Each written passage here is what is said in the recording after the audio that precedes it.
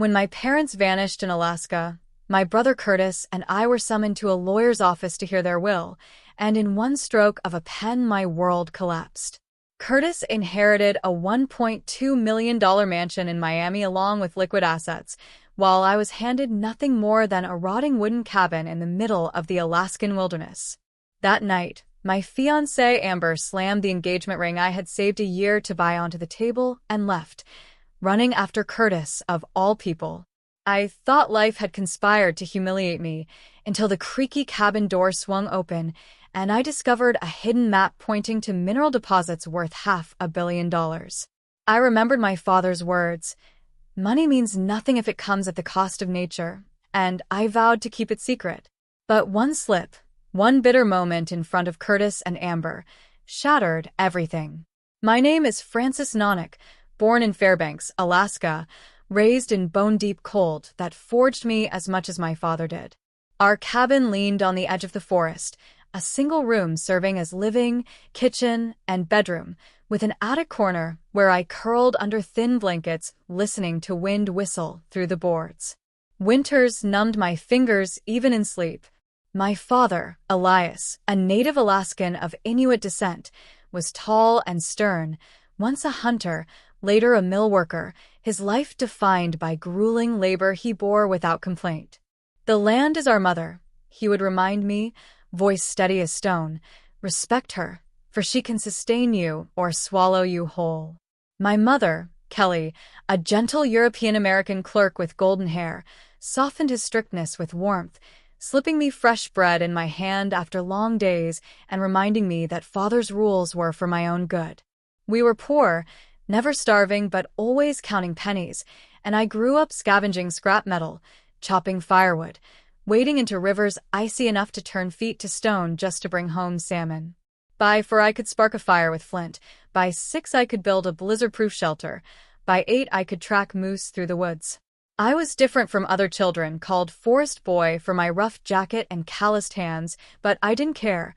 I belonged to the trees, rivers, and whispers of the wind, not to toys or televisions. Everything changed when I was 9, and a mining company hired my father for his unmatched knowledge of the land. We left Fairbanks for Anchorage, moved into a real house with glass windows that didn't leak cold, and my mother opened Kelly's Kitchen, a diner that soon brimmed with customers and cash. That same year, Curtis was born into warmth and abundance, growing up with toys, bicycles, and new shoes each season.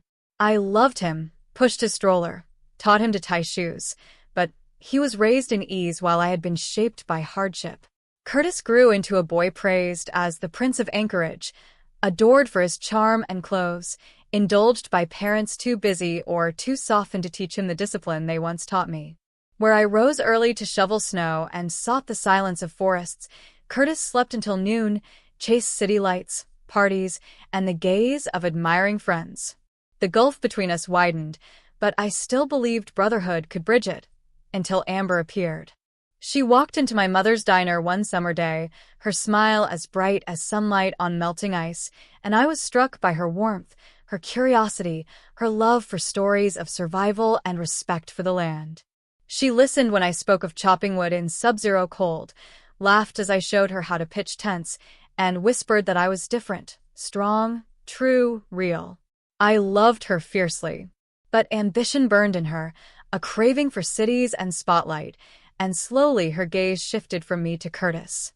While I clung to forests and traditions, Curtis flaunted sports cars, beachfront apartments, and champagne parties. Amber began to ask why I lived so small, why I lacked ambition, why I wasn't like Curtis who lived big. Her admiration turned to criticism, her warmth to coldness, until one evening she looked at me with disappointment and said, "You're a loser, Frances. You'll never measure up." She left me for Curtis soon after. And then came the crushing blow. The phone call that my parents' small plane had gone down near the Canadian border. Wreckage found. No survivors. Declared dead, their names etched in official certificates. My grief swallowed me whole. Curtis showed no sorrow, speaking instead of the inheritance, his eyes gleaming at the thought of wealth. The will split us apart, his mansion, my cabin. When I told Amber, she laughed, mocked the cabin as proof I was nothing, and placed the ring on the table before leaving for Curtis's arms. I returned alone to the cabin, haunted by betrayal, and while cleaning I uncovered the hidden compartment beneath the floor. Inside lay a rusted box, a map scrawled with Inuit symbols my father once taught me, leading to oil, timber, and minerals worth over $500 million. My father's handwriting whispered from the corner, "True value lies not in what you take, but in what you keep." My heart raged with temptation and restraint. I could prove to Curtis and Amber that I was more than a failure, richer than both, but I could also honor the legacy of the land. I hid the map, but in a moment of fury at Curtis's taunts during my parents' memorial, I blurted it out before a roomful of family. Gasps fell silent, eyes turned greedy, and from that instant my secret became everyone's obsession. Curtis filed a lawsuit against me, accusing me of concealing inheritance assets. Relatives and neighbors circled like vultures, tabloids painted me as a selfish hoarder, and reporters hounded me at every step. The cabin was vandalized, windows smashed, soil dug up by strangers searching for treasure. Amber returned, draped in furs, her voice dripping with false regret, begging to share my newfound fortune. I threw her out. Alone, besieged by greed from every direction, I clung to my father's words. The land is our mother, even as Curtis dragged me into court, Amber by his side, convinced they had already won. And just when the gavel fell to begin, the courtroom doors opened and my parents, Elias and Kelly, walked in alive. The courtroom froze as my parents walked in, alive, their presence slicing through the tension like a knife. My father, tall and unyielding, his black hair tied back and eyes sharp as the Alaskan wind, stepped forward with my mother, her golden hair now streaked with silver, her gentle smile shadowed by sternness. Gasps turned into stunned silence as my father's deep voice carried across the room. "We are not dead, and we have something to say." Curtis stumbled to his feet, pale, his mouth opening and closing like a man seeing ghosts, while Amber clutched his hand, her face drained of color. My father revealed the unthinkable, the crash, the will. Even the map had been part of a test. He and my mother had staged everything to see which of their sons was worthy of the Nanak legacy, not money or land, but the values they lived by.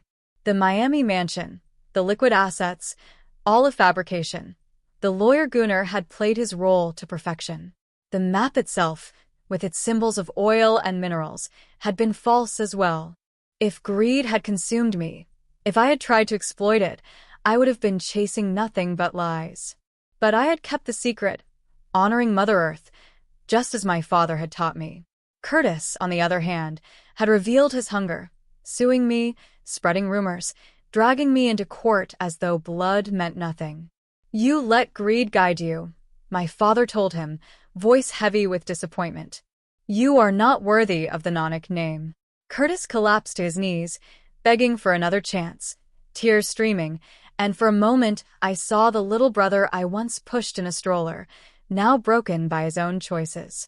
My father gave him one condition: live a year in the forest, as he once had, learn to respect the land, and only then could he prove himself. Amber, desperate and humiliated, tried to turn back to me, whispering that she had been wrong, pleading for us to start over. I looked at her and saw only lies, her love tied to wealth, not to me. "No, Amber," I said coldly. "You chose money, not me. And now you want to return for the same reason. I don't need you." She burst into tears, abandoned by both brothers, while the judge dismissed the case in astonishment.